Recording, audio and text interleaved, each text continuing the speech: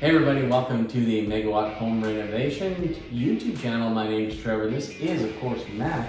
He is the man with the plan, the CEO, owner, and master electrician at Megawatt Home Renovations Electrical. And today, our topic is on the electrical side of things, which is awesome. Home renovations in Edmonton, why electrical shouldn't be a do-it-yourself project, okay? I know it looks easy. Just don't. Just hold off until the video's over. Yeah. So we can explain more. That's right. We will show you. We'll go through it. Promise. And you will feel more comfortable hiring a professional, so you don't, Oh, I like that. Yep. Yeah, You yeah. will do that. Yeah. Mhm. It sucks. Don't do it. Okay. I have a quote here from David Allen Coe. It is not the beauty of a building you should look at. It's the construction of the foundation that will stand the test of time. Ooh, very good. No, I like that. Very nice. All right, we've got a nice statistic for you guys. On the average, Canadian households consume about 6,920 kilowatt hours of electricity per year for the purposes of lighting, appliances, entertainment, and other miscellaneous loads. That's about 19 kilowatt hours per day, or in terms of electricity costs, about $2.20 per day. Lighting energy using about 1,090 kilowatt hours per year. So lighting is kind of an important thing. Yeah, it's in 1/6. your house.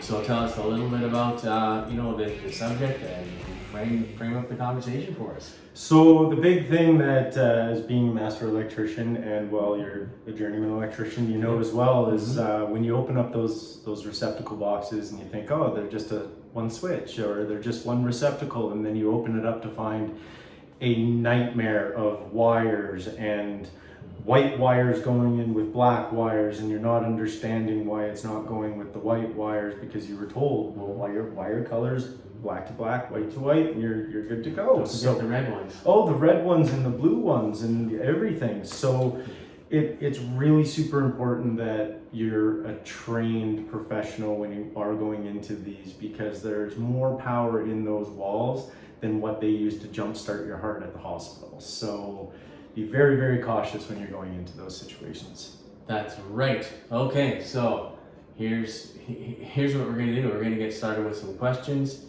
for you, Matt, as a master electrician, and you can answer the reason why people should not do it yourself when it comes to electrical. Very, very important. So number one, can a homeowner pull all the types of permits that are required for their project? So no, it's a big misconception actually that they believe that as a homeowner that you can. That's what you're led on to believe. So there are certain things that you're not allowed to do. You're not allowed to do your major panel upgrade. You're not allowed to do a meter upgrade. That all has to be done by a licensed electrician. Generally, it's done by a master electrician that has pulled the permit. So those are two big things that if you're thinking about upgrading those, you can't as a homeowner. What I personally believe is those two should be completely separate from what a homeowner should ever be allowed to do, because there's a lot of danger there. Yeah, building permit is different than electrical permit. 100%. Completely different thing. You need both if you're doing a renovation, but electrical permit should be pulled by, and can only be pulled by, a master electrician in the province of Alberta. In BC, I believe they're called a safety officer or Yeah, something it's like like that. it's an SSR, so they're allowed to. It means the same thing, but it's just a different term that they use for that in British Columbia. So be wary of that. So next question is, what can homeowners do?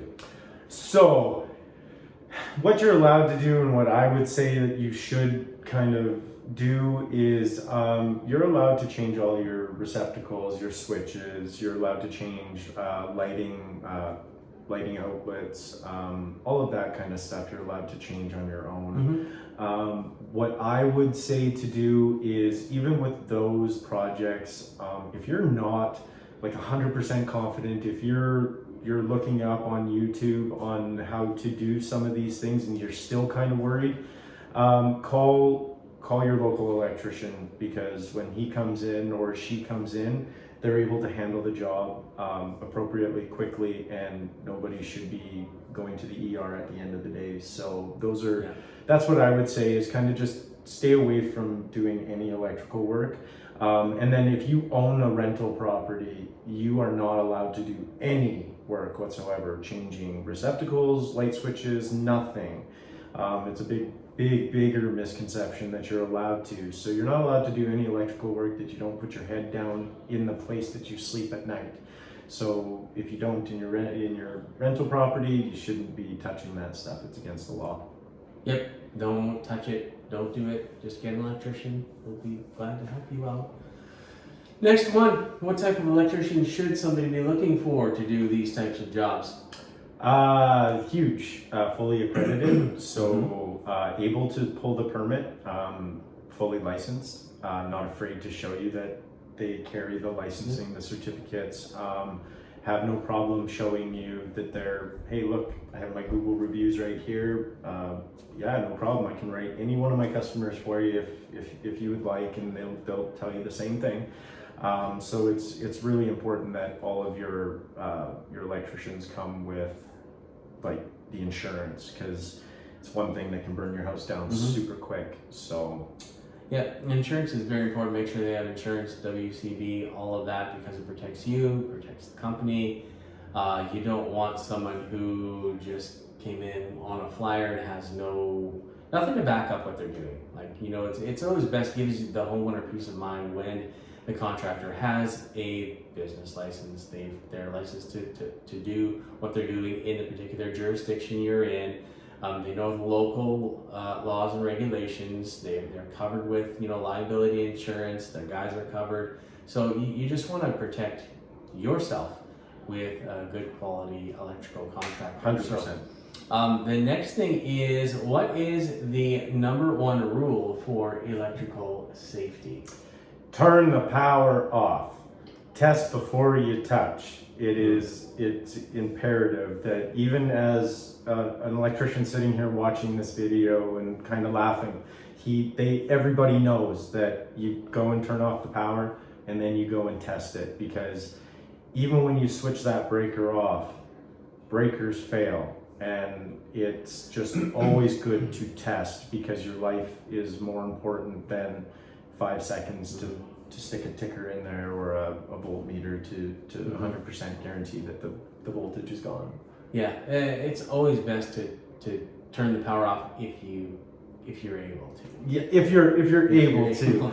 Yes, if you're able to, that's 100%. Sometimes you're not able to, and then it's get out of the house. Yeah, and sometimes you know, I know I've done it in the past, having to change out a switch or something, and the power's still on. It's just extra caution and a lot of time doing that.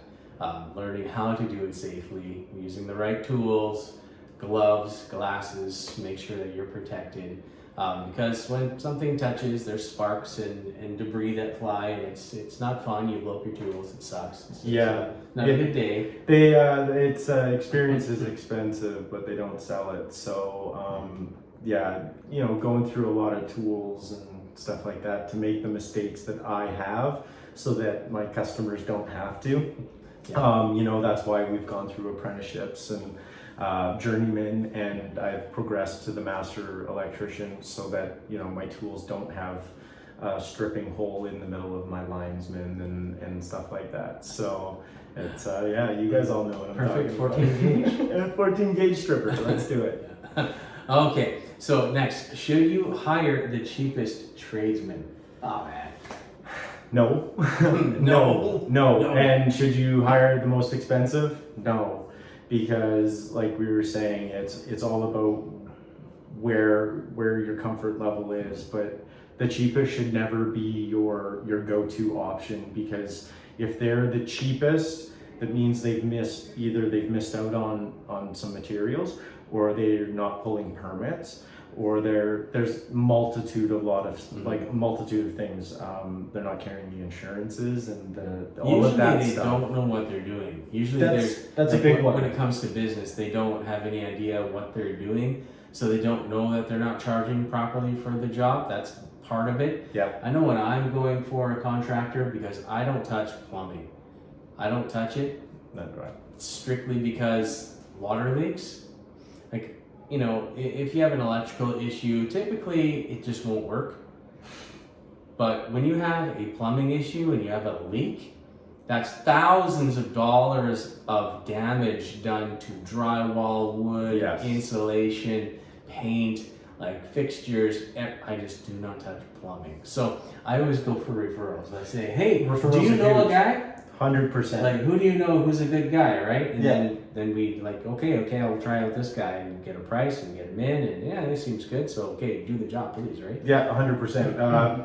Vetting through the contractor that you've hired to ask them if, hey, Mr. Electrician, do you know a good plumber just in the future, in through the passing?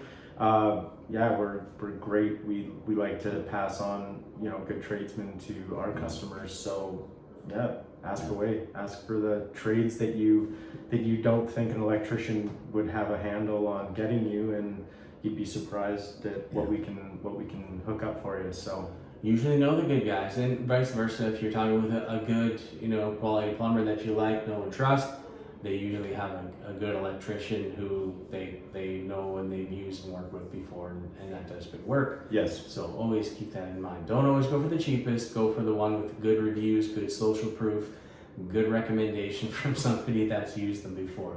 That's usually the ones that I do. I'm a big one that if you actually have a good connection with the person and they meet all the criteria that Trevor, you know, listed with all of that, but if the personality, you're just like, hey, I can work with this person, then it's not going to be a headache.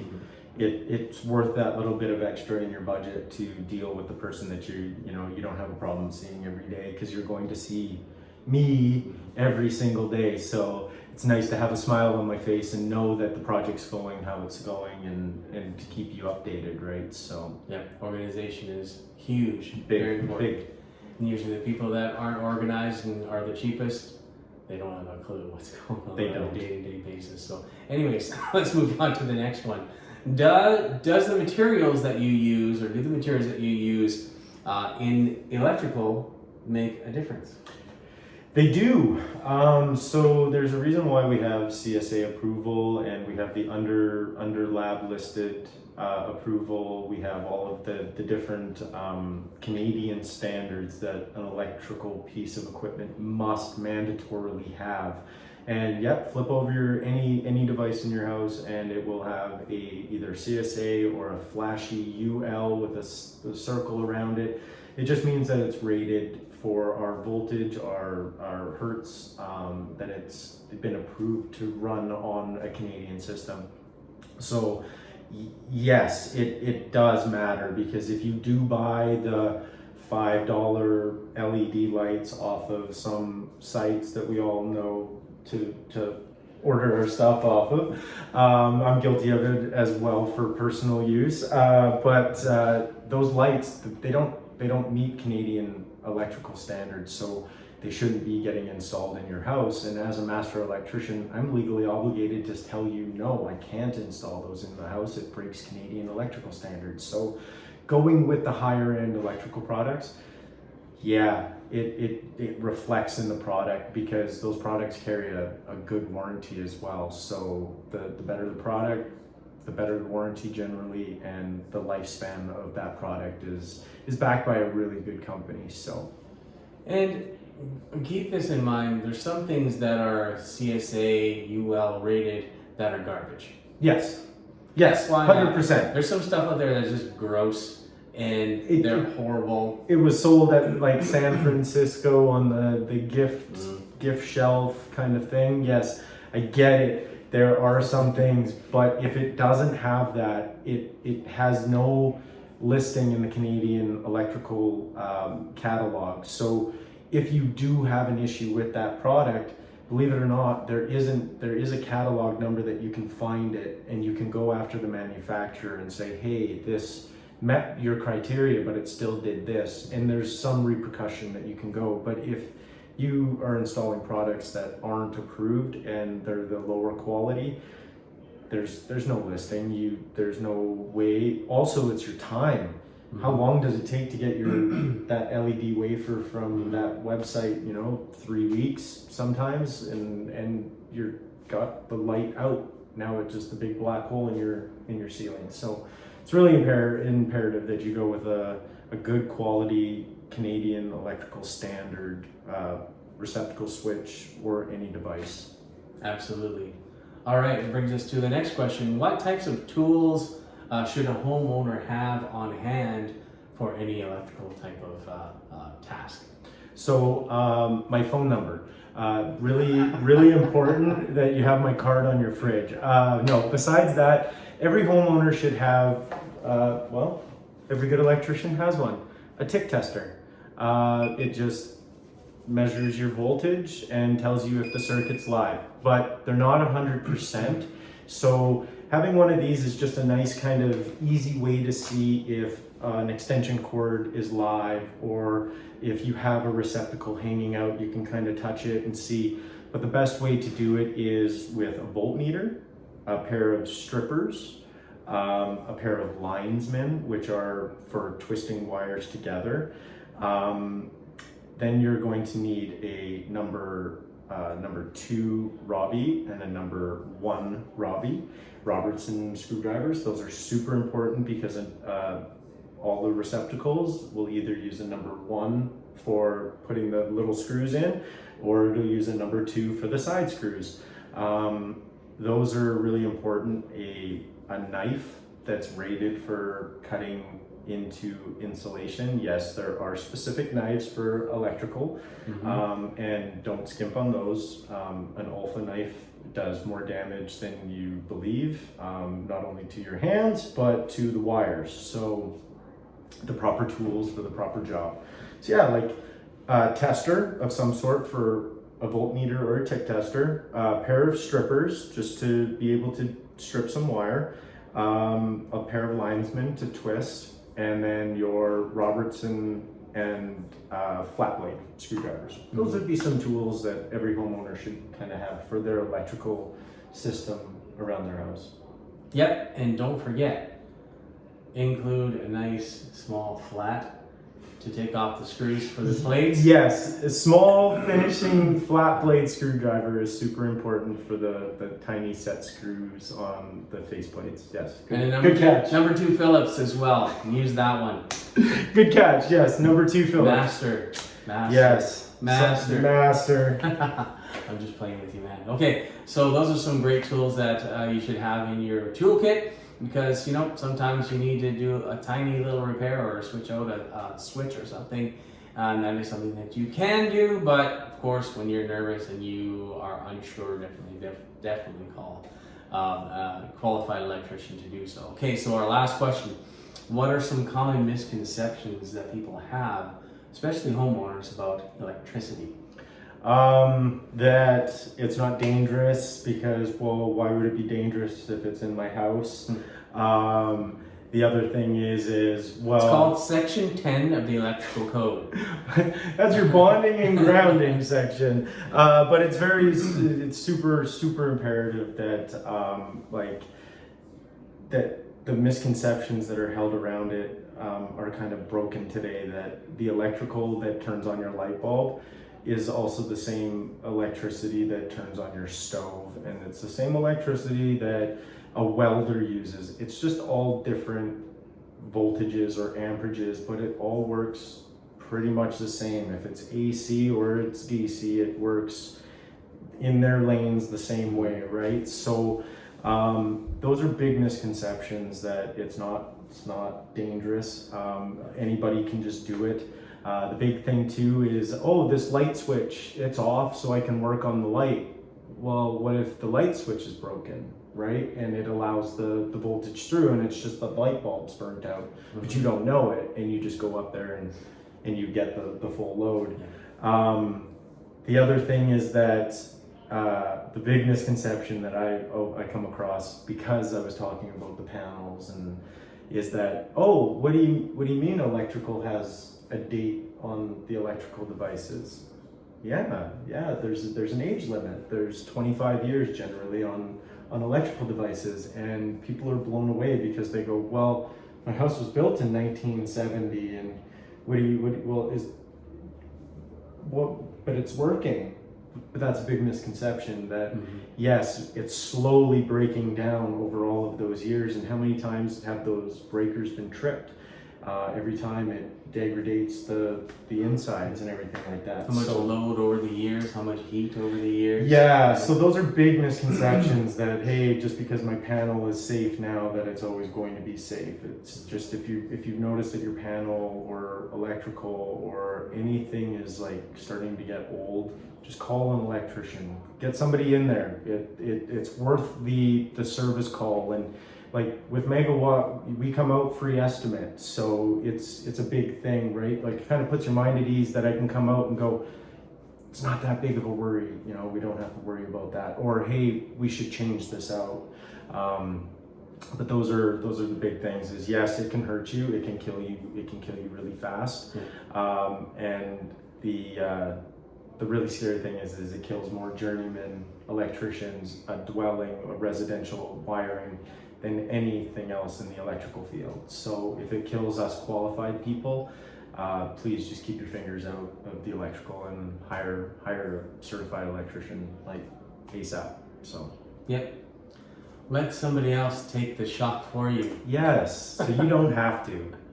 Just kidding, we don't want to get shocked. I as an electrician, I very rarely have I ever been zapped at all. Once or twice, maybe by 110. That's about is the extent of it. I wouldn't want to go any further than that. And I've worked on some big systems, and it's scary. It is. I've been around all of the stuff that bad stuff has happened, arc flashes and people being hung up on voltages, and it just it's not nothing to be playing with, that's for sure. No, definitely not. Okay guys, so do not do it yourself when it comes to electrical. Call Megawatt Home Renovations and Electrical. We'll be glad to help you out with any of those situations, especially panel changeovers, panel upgrades, new devices throughout the entire house, or just doing an overall electrical system safety check. Make sure that everything's looking good. Pulling out those receptacles, making sure you don't have any black and crispy wires back there that have been slowly working their way out.